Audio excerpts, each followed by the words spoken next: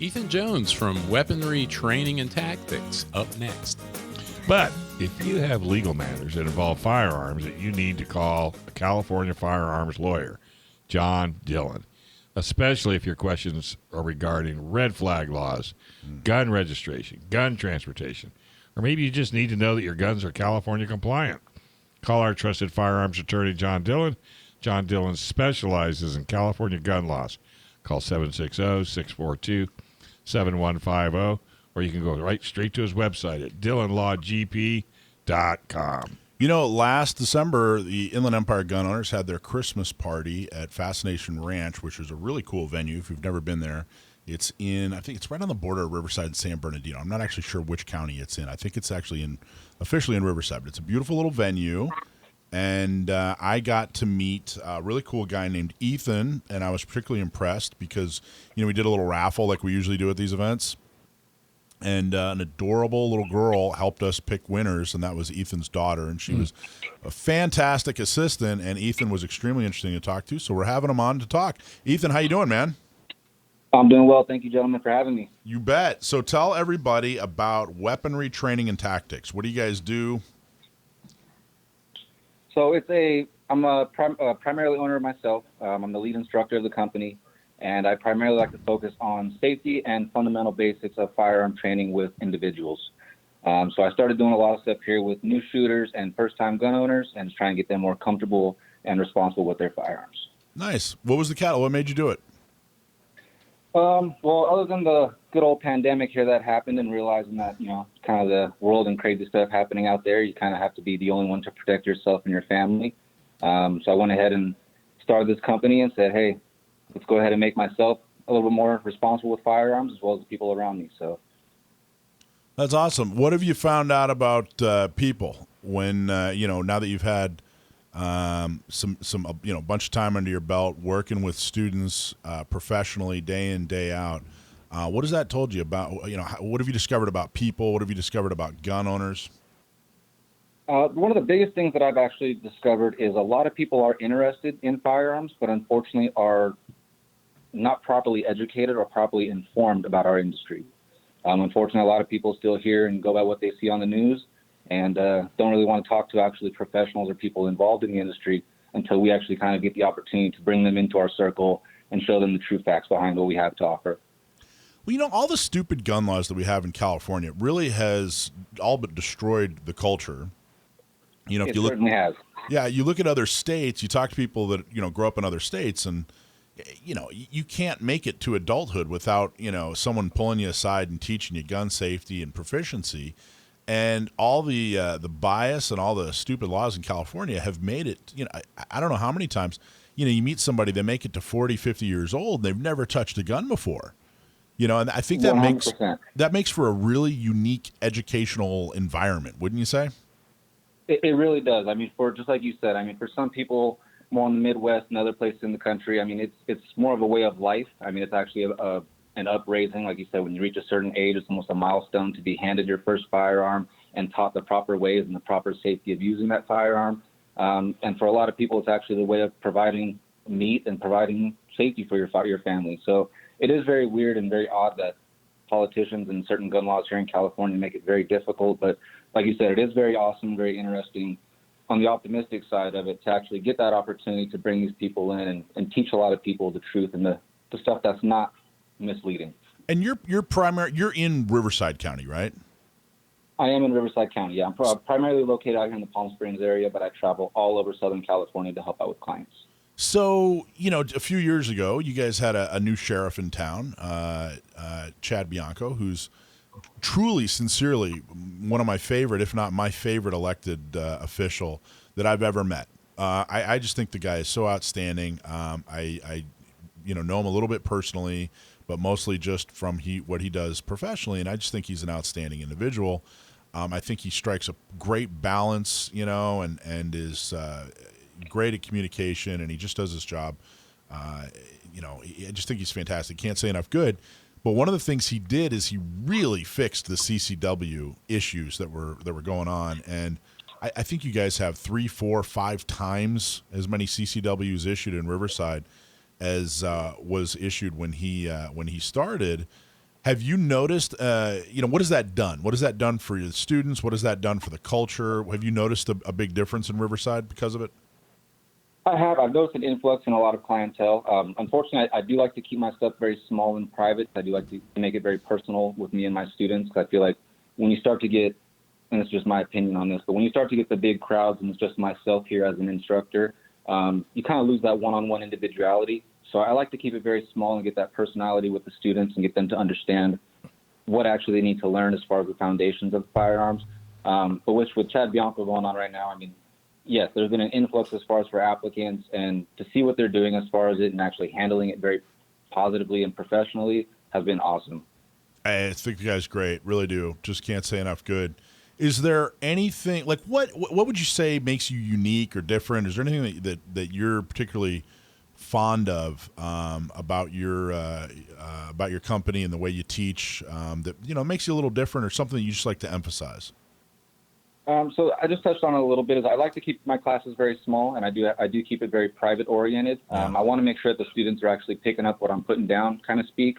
Yeah. And I want to make sure that everything's being, poorly to say, but regurgitated back to me properly. I want to make sure that everything that's being told about the safety foundation, the responsibility foundation, understanding the gear that goes behind having a proper firearm concealed. I want to really make sure that they have a proper understanding of that. And like I said, when I feel like there's a lot of people in the class, some people take it, some people don't. And I want to make sure that people are actually getting what their money's worth and wanting to actually continue to do this. That's cool, man. That's very, very cool. It sounds like you really have a good solid base and are really close with your students. I try to, man. And, I really want to make sure that they're understanding that everybody's different. Everybody's built different. Their hands are different. And because of that, I also try and do a little bit of firearm consulting behind that and make sure that the firearm actually fits the individual properly and not just, one, sell you a firearm or put a firearm in your hands that, one, you're not going to be comfortable with, or two, it's not going to fit you and your firearm style. Now, you don't have to use names or anything, but is there a way? Do you have a particular story that you're most proud of? Is there a student or an experience or something that happened that you're, a story you can tell us that you're particularly proud of? I mean, I've taken a couple students out there that have had a very, very negative output or a very negative look on firearms. They were just raised very anti-firearms, very anti-gun ownership, and they wanted to take one of my basic safety courses. I brought them into the class, and I really made sure to break it down to them on a very intellectual level and that they can understand it. And after actually putting firearms in their hands, showing them the basics and the understandings of grip, sight picture, sight alignment, trigger control, and really breaking it down to them, and actually putting live fire firearms in their hand and getting them to a range, it really changed their perspective on firearms. And like they told me, is they just really needed an instructor and somebody to break it down to them, to give them that actual intellectual properties to understand what firearms are. That's awesome. There's, I think the typical gun owner, especially, folks that are maybe listening to a gun radio show, have probably taken a little bit of training. They've owned guns for a while. They've taken a little bit of training. What would you say people in that position, people that have owned a gun for, at least 5 years, they've taken at least one or two classes, they're somewhat proficient. They take it very seriously. What would you say they're messing up? What's the one thing that you wish, you wish you could teach more people, or what message would you like to get to that gun owner more? The biggest thing that I would want to push on that is just understanding or changing your mindset. I mean, I have a lot of people that feel like they can get their gun, they get a CCW license, they take one or two classes, and they feel like they're proficient and they can go take on the world. Unfortunately, I feel like firearm fundamentals and skills is not like riding a bike. It's very diminishing skills. I feel like if you don't stay up on it, you don't continuously practice, you're going to be very surprised when you actually go to use that firearm where your skill set's actually going to lie. So I look at this almost like a PhD, like a doctorate. You're going to continuously keep learning, continuously keep training throughout your whole lifestyle with firearms. That's awesome, man. Very cool. I think your school and what you're doing is really great. I think the way you're approaching it is fantastic. It definitely feels like when I first started purchasing firearms in the 90s and looking at classes, things have changed a lot in the last 25 years. It really has turned from a kind of a good old boys club that was very militant, in as far as training. Everything was kind of drill instructor-y. And it's turned into a far more helpful, inclusive, practical industry. I don't know. Does that make sense? And what I say, do you agree? Do you see it that way too? You're 100% right. Yeah, I mean, the industry is evolving. I mean, I look at it, everything's evolving just as fast as iPhones nowadays. I mean, the firearms industry evolves just as fast as technology. I mean, even with just the firearm development, the ballistics of ammunition, everything is continuously changing. So I feel like not just with training on the use of the firearm, but I feel like just individual or just training within the industry in general, it's continuously changing and changing rapidly. Are you in California? I am. He's in Riverside. Oh, okay, very good. Yeah, I'm here in Palm Springs area, but like I said, I'm in Riverside County. I travel all over. The only reason I said it is because he was saying how great your gun technology you got. And I'm thinking, well, wait a minute, we only got 6 guns in California. I know. How could there be? And that's what makes it difficult for us here as well. I mean, we have this very tough list, and even though we hear all this wonderful stuff being passed in service, we unfortunately here in California still have our hands tied, and we're waiting on what our good old dictator here is going to do for us. So what do you? So I mean, as far as the roster goes, what are the options? We actually, what we'll do is we'll talk about it on the other side of the commercial break. But we've talked about this a couple of times, and I wanted to see, name off the options when we get back. Name off the options for a true concealed carry gun. I mean, I think everybody, a Glock 19, most people can carry it. But what are your options? What do you like, or what do you recommend when it comes to like a true carry gun, something that's truly subcompact or truly concealable by just about anybody? For a guy and a girl? Guy and a girl, yeah. I mean, honestly, I think he's only going to come up with the same 3 or 4 that we've been talking about for the last couple of weeks. But I just want to see what your input is on that. But not yet. Let's go to the commercial break. Sure, let's do that. Yeah, let's go to a commercial break and do that. You probably already have them in mind. You probably already know. Well, like you said, there's only 3. Yeah. Hey, do you have trouble fitting in workouts with your busy schedule? Well, hey, man, you got to try Leo Fit. Leo Fit is a super high-tech gym that delivers the benefits of 3 to 6 hours of traditional strength training in just 2 20-minute sessions a week. That's right. Sounds hard to believe, but because the machines are computer controlled, they deliver maximum weight you can safely handle by the second. That's how you get the highest possible return of your fitness investments and time. Just go talk to Leo. He'll tell you all about it. It was founded by Leo Hamill of the jewelry store fame. Leo Fit guarantees increased metabolic, I can never say that word, strength and fitness in every session. You will not understand how effective it is until you try it. 20 minutes, you can do that. Twice a week replaces an hour of weightlifting and aerobics. Sign up on the website at leofitlabs.com or type LeoFit in your browser for more information. Sign up for a free session and tell them you heard it right here on Gun Owners Radio. One of our listeners already ran into him. He went down there and signed up, and so at least one of our listeners is already down there working. Yeah, you were there with him. I was. Yeah. Sorry. Okay, so we were just talking to Ethan Jones from Weaponry up in the Palm Springs area, up in Riverside, and we asked what are some true concealed carry options. So, Mike, you actually hit it right on the head before the break there. My go-to is the Glock 19, so that's my everyday carry. Yeah. I get made fun of it for carrying a good old plastic gun, but hey, it is what it is. Second option I would throw out there for people is, again, the Smith & Wesson Shield, the MMP. Just depends on the body size as well as the hand size is going to fit the firearm dependably. Then the next option I like to throw out there, I'm not a big fan of revolvers personally, but I still like to throw that option out there, especially for women or people with smaller hands. The Smith & Wesson, the Lady Smith or the Airweight. And then I also like to throw the Glock 26 out there. So it just depends on the individual, what your attire is, what your job is, stuff like that. Kind of like to dress around the gun accordingly. Hey, Ethan, I have a question for you concerning the revolvers. Because we did a Women on Target last week over at the Lemon Grove Rod and Gun Club. And we had a woman that came, and she had a revolver, and she said, she can't shoot it. She has trouble with it, with her finger strength, with pulling the trigger with the double-action revolver. And it was interesting because this one was a little bit unique because she had the same problem with the semi-autos as well. But have you run into that with, recommending revolvers with women and having trouble with, with the double action trigger? I most certainly have, and that's personally one of the reasons why I don't like to steer people towards revolvers. Nothing against revolvers and their operations. They do their purpose, what they're used for. But for concealed carry purposes, I try and steer away from that due to that double action trigger pull. Same with like certain CZs or certain Berettas. I'm very big on consistent trigger pulls and consistency in general. So I like from trigger pull 1 to 10 to be as thorough as possible. So it's